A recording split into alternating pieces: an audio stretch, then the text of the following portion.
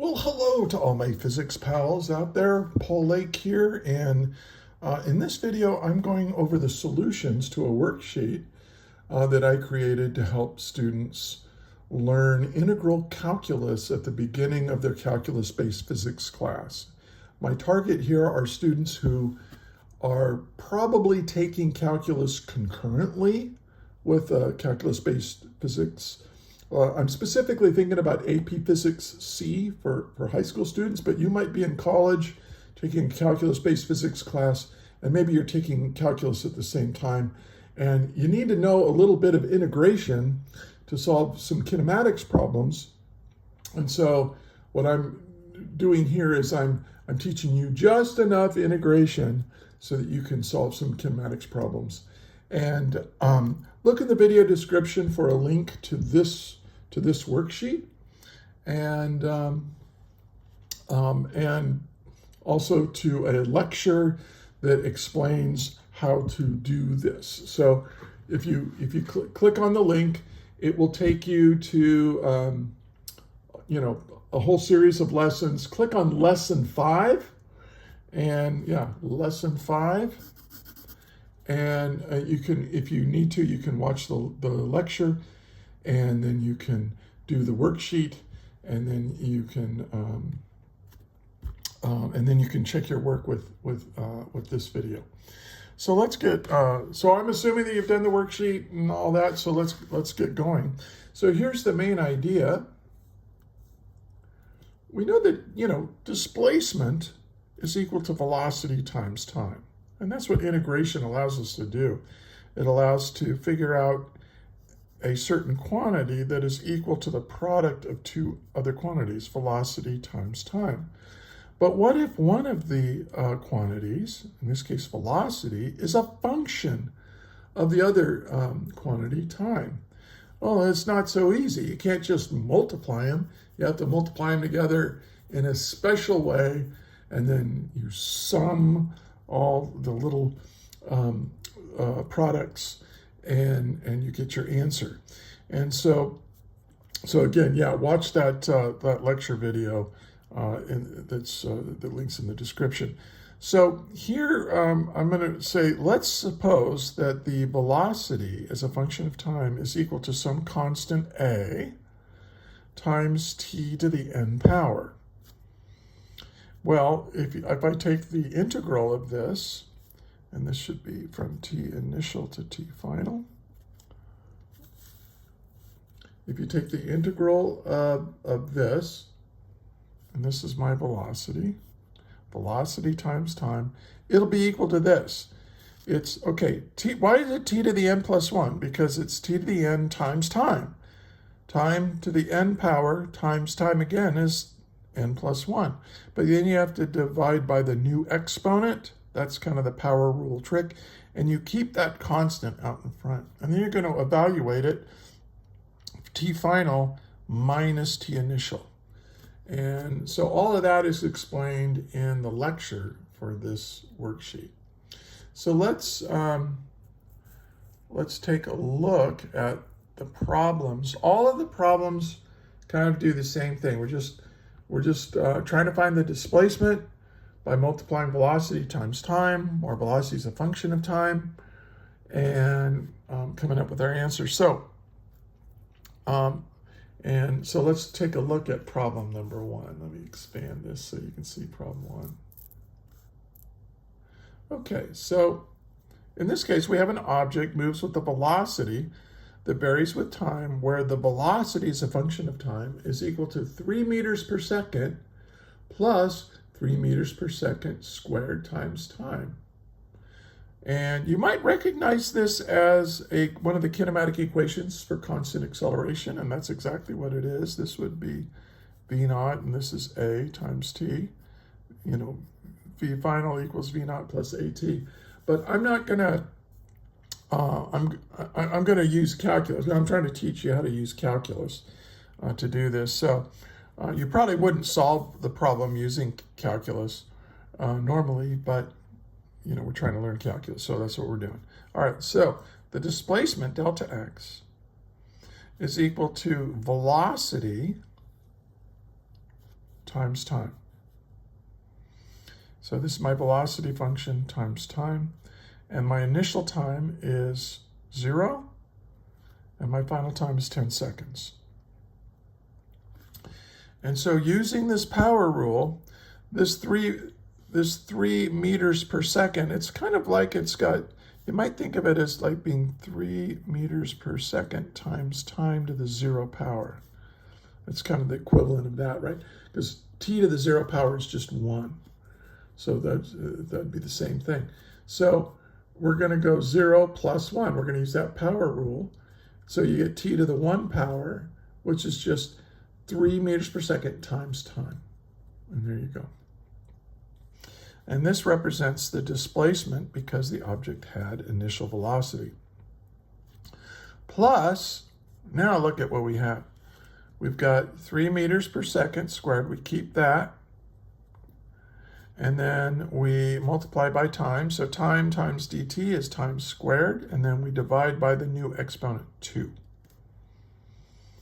Okay, so this is the expression for, and look, this is for the kinematic equations. This is kind of like v naught times t plus, well, here's the 1/2, that 2 right there, a t squared. Look at that. See, we used integration to kind of derive one of the kinematic equations. Now, what you have to do is put in the final time. So 3 meters per second times 10 seconds. And then plus 3 meters per second squared times 10 seconds squared divided by 2. And then you subtract what you get when you plug in the initial time. But in these problems, these first few problems, the initial time is 0. So when I plug in a 0 for time, I get a 0 plus 0. So it's the whole thing is 0. So you're kind of in luck if you start with t initial equals 0, because you're going to have to do less arithmetic.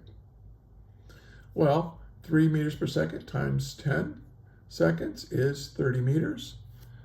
And here we have 3 times 10 squared. That's 300 divided by 2 is 150.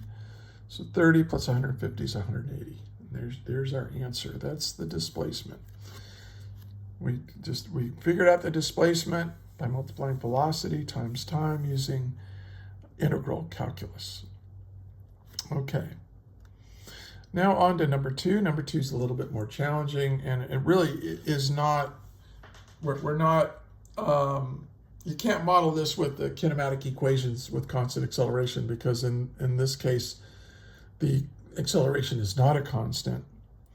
But it doesn't matter. We can use integral calculus. So here my velocity is a function of time is equal to 3 meters per second squared times time plus negative 2 meters per second cubed times time squared.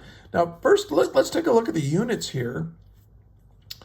What units does time have? Seconds, right? So if you multiply 3 meters per second squared times seconds, you get meters per second, right? That's seconds. That cancels that second squared right there. And those are the units you want for velocity. And over here, when I wrote this problem, it's negative 2 meters per second cubed. But if I multiply it by second squared, the second squared cancels with the second cubed, leaving a second, and you still have meters per second, and that's what you want. You have to add things together that have the same units. Okay, so again, we want to determine the displacement. So this is a little more crowded here. So let's start here. Delta x equals, well, this is my velocity function times time, and this is my initial time is 0, and the final time is 4 seconds. And notice that in this, I'm including units with everything, because I think that's a useful thing to do. Units are a great way to check your work. In fact, when I was doing this worksheet, I made a mistake, and I caught it by looking at units and going, oh, I forgot to include time. And, I just made a little typo kind of mistake. So do that. All right, so we have, let's use the power rule. 3 meters per second times time, 3 meters per second, and then time times time is time squared, divide by the new exponent.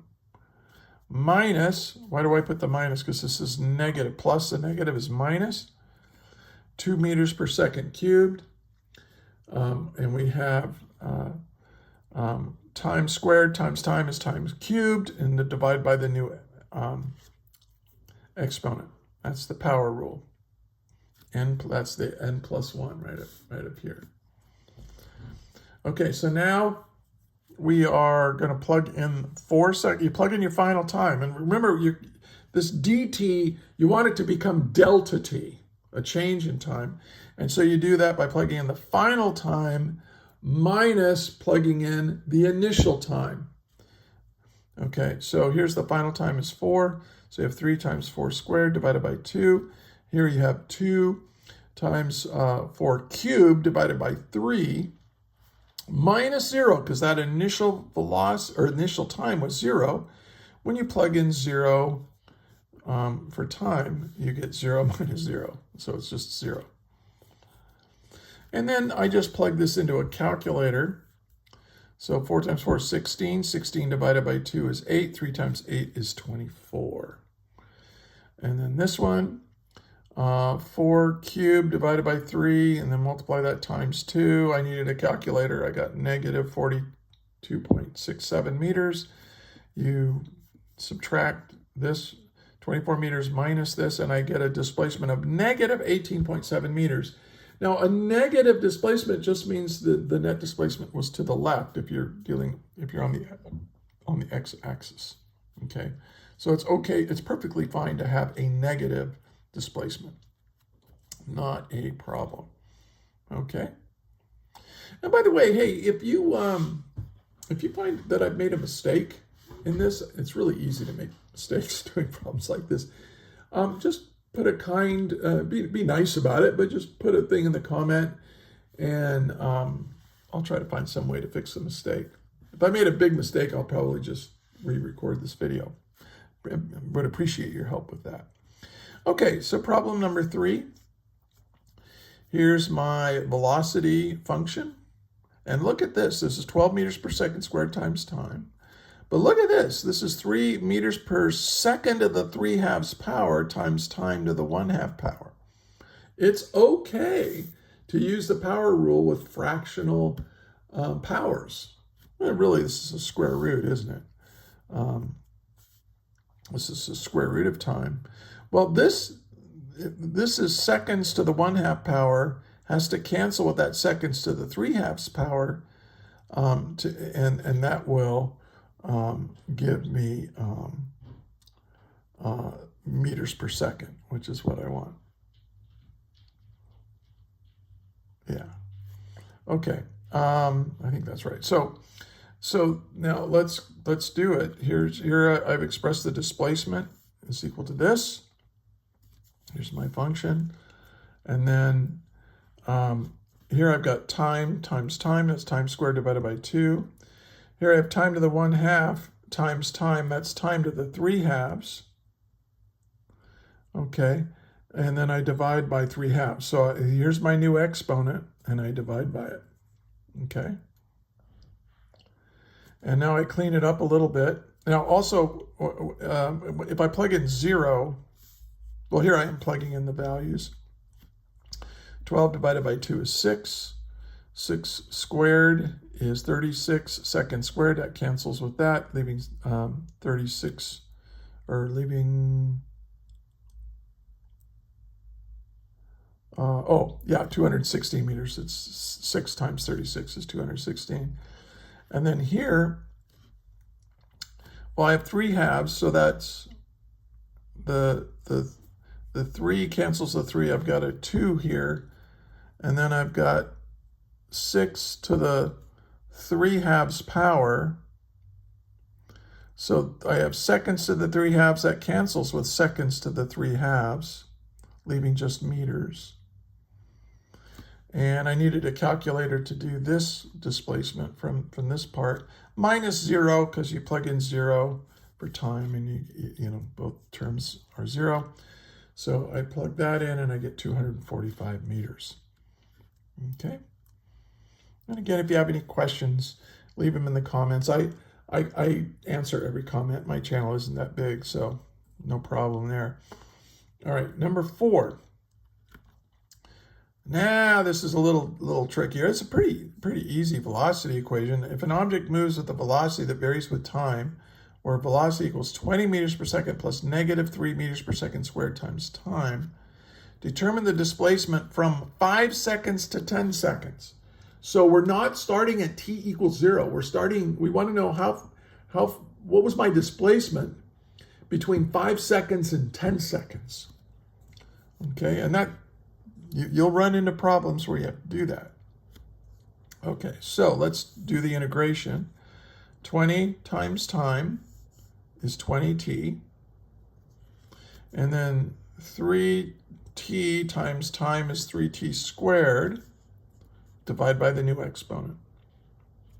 I mean, I kind of divide by the new exponent here, but it's 1, right? So this has a 1, so you have a 1 down there. This is a 2, so you put a 2 down here. That's according to the power rule. Now, plug in your final time. So you have 20 times 10 minus 3 times 10 divided by 2 minus, now you plug in your initial time, which is 5 seconds. 5 seconds. And you're going to do this arithmetic here, and you have to remember to subtract whatever this turns out to be. So it's 20 times 10 is 200, and this is 100 divided by 2 times 3 is 150, minus whatever's in here. So this is 20 times 5 is 100, and then 25 divided by 2 times 3 is 37.5.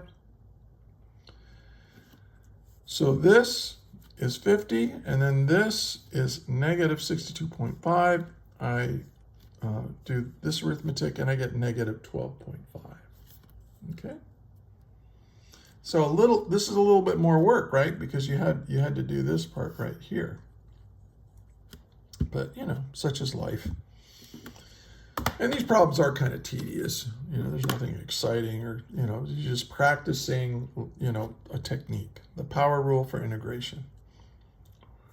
Okay, in a physics context. All right, let's do number 5. Here's my velocity function. Oh, but look, now I've got 3 terms. Initial velocity, an acceleration times time, and then this is I think this is maybe, I don't know, t to the 3rd. So, yeah, it's a complicated function, isn't it? It's all right. You just follow the power rule. Now, here's one of the things that I've done in number 5 just to make it more manageable. I dropped the units. I normally don't do that. I'm a unit fanatic, but I wanted it to fit on this paper. So maybe I should have left more room for it, but in any case. So here's my velocity function. And then I'm going to multiply it by time, so that becomes 3t. This becomes 3t squared divided by the new exponent. And this is t cubed times time, so that's t to the 4th divided by the new exponent, with that 0.5 still out there. Now notice my initial time and my final, my initial time is negative 3 seconds, and my final time is positive 3 seconds. And it's okay to do that. You're kind of looking before you started your clock. Where you put that time origin is kind of arbitrary anyway, so this is legal. So now we're going to plug in the final time, which is 3. The final time is 3, from negative 3 to 3 seconds, right? See how I've written that down? So this is going to be 3 times 3, and then this is 3, so 3 times 3, and this is 3 times 3 squared divided by 2, minus 0.5 times 3 to the 4th power divided by 4. And then minus, well, now we're going to plug in negative 3 for time. So it's going to be 3 times negative 3 plus 3, well, you can see it, right? And then I did the arithmetic. So this was 9, this is 13.5, This right here is negative 10.125. Of course, this is all in meters. Now this one is 3 times negative 3. It's negative 9. But look what happens here. See this negative 3? It gets squared, so it's positive. So this is 13.5, just like this was. And the same is true here, because this is to the 4th power right here. So negative 3 to the 4th power is the same as 3 to the 4th power, positive 3 to the 4th power. So this is the same. Now what that means is that you have 9 minus negative 9 is 18. But here you have 13.5 minus 13.5 is 0. Negative 10.125 minus negative 10.125. So that's 0 as well. So these terms kind of cancel each other. Well, don't cancel, they zero out. But this you keep 9 minus negative 9 is positive 18, and there's my answer. Okay. On to number 6. We're almost done. All right. Now, if an object moves with a velocity that varies with time, now here's my velocity function. Determine the displacement from 0 to 10 seconds. And, I don't know why I wrote this. What was I thinking? Oh, it's probably about negative 8. I wanted you to have to deal with that. This one's kind of easy. That's okay. So you have negative 8 meters per second times time gives you negative 8 meters per second times time. Plus, this is time times time is time squared divided by the new exponent and keep the constant out in front. And we're going to go from 0 to 10 seconds. Plug in your 10 seconds. And negative 8 times 10 seconds is negative 80. And then here we have 100 divided by 2 times 2 gives us 100 meters. And then when I plug in 0 for time, I get 0. And so negative 80 meters plus 100 meters is positive 20 meters. So there's my answer for number 6. And finally, last problem on this worksheet. Hey, do me a favor. Can you give this video a like, share it with your friends, and subscribe to the channel? And if you're a student, pass this along to your teacher. Maybe he or she could use this stuff. I'd be honored if they did. I'm always honored when teachers use my stuff. That's why I put it out there. All right. So if an object moves with a velocity that varies with time, where the velocity is equal to this function, determine the displacement from 3 seconds to 10 seconds. Now here I went ahead and used units because I want you to see that the units actually work. So negative 2 times time, you get that. Negative 1.5 meters per second squared times time gives me time squared divide by that new exponent, keep that constant there, and we're going to go from 3 to 10. So now you plug in 10 for your time. So I have negative 2 times 10, it's negative 20. And then I have 100 divided by 2 is 50. 50 times 1.5 is 75, and it's negative, so you have that. Minus, now, we've got to plug in 3 for time. This is minus the displacement that took place for the first 3 seconds. We want to subtract that away. So, again, I have negative 2 times time minus this, and there's my time squared divided by 2. So this is negative 6. And what is this? This is 9 divided by 2 is 4.5. 4.5 times 1.5 is 6.75. And it's negative or minus. And so this is negative 95. And this is negative 12.75. But you're subtracting a negative, so, deal with that. And I ended up with 82.25 as my final answer. Using the power rule, once you get used to it, it's really pretty easy. It's just kind of a mechanical procedure you got to go through. Again, watch the lecture for this, because calculus is just a miracle. It's just amazing that it works, and that you can add up an infinite number of infinitesimals and get a finite answer. Isn't that amazing? Yeah, calculus is truly amazing. So, hey, I hope this worked for you. Hope you learned something, and maybe even have a little bit of fun. Check out the document in the description.